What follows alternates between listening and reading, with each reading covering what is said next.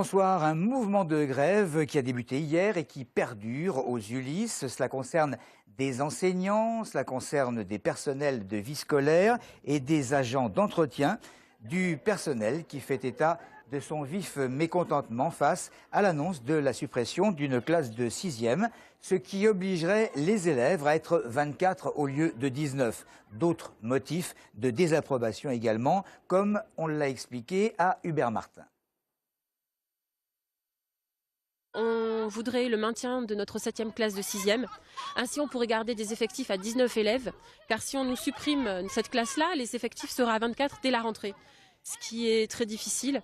On demande aussi les 3 postes du service de vie scolaire qui nous ont été amputés depuis décembre, ce qui fait qu'on a perdu 30% des effectifs et qu'il est très difficile du coup aux parents de joindre l'établissement, il est très difficile d'encadrer et on demande absolument que ces 60 heures manquantes soient assurées et nous soit rendu. Il y a aussi, parmi les autres revendications, on voudrait récupérer nos heures pour la rentrée afin de maintenir une souplesse pédagogique, c'est-à-dire faire du soutien en effectif allégé, ce qui ne sera plus possible. Donc nous, on voudrait continuer à faire le soutien en français et en maths. On voudrait aussi des moyens pour faire des heures d'accompagnement éducatif le soir, de 16h à 18h. Des professeurs se sont proposés, mais comme il n'y a plus de moyens pour les payer pour l'instant, ce sont que les assistants, ce qu'on appelle les assistants pédagogiques qui les encadrent. Montlhéry à présent avec un piquet de grève installé depuis hier par les salariés d'Écart Meyer devant leur entreprise. Ils protestent contre les mauvaises conditions de travail que leur imposerait le transporteur. Conséquence de nombreuses perturbations sur le réseau de bus essonnien. Maxime Lemaine s'est rendu tout à l'heure sur place où il a rencontré des employés plus que jamais déterminés à poursuivre leur action. Des bus au dépôt, une cour vide. Sur les 200 salariés que compte le transporteur Daniel Meyer, 146 sont en grève selon les syndicats à l'origine du mouvement. Les employés rassemblés devant les locaux de l'entreprise dénoncent des conditions qu'ils jugent inhumaines. 13h à 14h de travail par jour, jours de repos travaillés sous peine de sanction ou encore l'absence de points d'eau sur leur tournée pour uriner. En plus de ça, même les jours de neige, toutes les sociétés, ils ont appliqué le droit de retrait. Alors que nous, on roulait, et ceux qui n'ont pas roulé parce qu'il y a un risque sur leur vie et la vie des clients, eh ben, ils ont eu des retenues sur salaire. Les salariés reprochent au patron de l'entreprise d'avoir reçu les 3 syndicats séparément pour, selon eux, diviser le mouvement. Mais la lutte est loin d'être finie et les grévistes comptent bien tenir la distance. D'autant plus qu'aux mauvaises conditions de travail s'ajouteraient des salaires parmi les plus bas de la profession, selon les syndicalistes. C'est quoi cette idée? Moi, je travaille dans une boîte privée, on gagne de l'argent et mon salaire, elle est calculée, l'augmentation de salaire, elle est calculée sur l'inflation. On fait du chiffre. Normalement, notre salaire doit être par rapport au chiffre. La preuve, si jamais la boîte, elle va pas bien, qui va morfler le premier? C'est nous. 3e mois, on enlève. Vous pouvez faire 39 heures et vous êtes payé 35. Qui le fait? Maintenant que vous avez des sous, pourquoi vous ne partagez pas, monsieur? Le mouvement semble prendre une tournure judiciaire. Ce matin, 2 huissiers ont tenté de remettre sans succès des documents aux grévistes au nom de l'entreprise Meyer. Certains salariés supposent qu'il s'agissait de convocation au tribunal pour blocage, un point sur lequel les syndicalistes tiennent à être clairs. Aucun blocage des locaux n'est en cours. L'espace laissé par les manifestants serait suffisant pour laisser passer un bus. Et joint par téléphone tout à l'heure, le patron de l'entreprise, Daniel Meyer, n'a pas souhaité s'exprimer. L'information donnée en fin de semaine dernière semblait crédible. De fait, les Roms situés dans le camp d'Ormois et d'Île-Abbé s'attendent vraiment à une expulsion dans les heures qui viennent, probablement avant vendredi, certainement même jeudi matin vers 6h. L'association de solidarité en Essonne aux familles roumaines, les Roms, parlent de catastrophe humanitaire annoncée.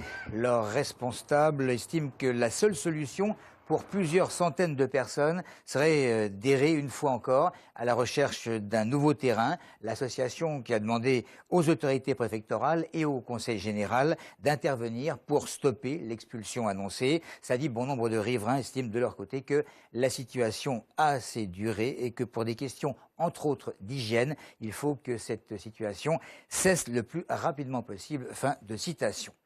La douane, la police, la gendarmerie, ensemble, hier, dans le sud du département, pour la mise en place d'un dispositif de surveillance. Les hommes de l'Essonne, mais également du Loiret et de l'Eure-et-Loir, en moto, en voiture et même en hélicoptère, ont quadrillé le secteur à la recherche de produits stupéfiants et de faux documents comme des permis de conduire. 160 enquêteurs en tout qui ont pu relever un certain nombre d'infractions. Ce genre d'opération devrait se multiplier de jour comme de nuit à l'avenir. Des sanctions pénales ou pécuniaires, en épée de Damoclès ou pas, le travail au noir semble vraiment s'intensifier dans une population qui, il y a encore quelques années, profitait des retraites pour se reposer et un petit peu plus profiter de la vie ou de leur famille. Cette population, vous l'avez deviné, ce sont les seniors. Qu'ils aient été employés ou cadres, ils arrondissent à présent leur fin de mois s'ils en ont la possibilité. Et il faut le dire, ceux qui les emploient prennent le risque de faire appel à eux. Parce que travailler au black, qu'on soit à la retraite ou qu'on n'y soit pas, dans tous les cas de figure, c'est pas très honnête, on est bien d'accord.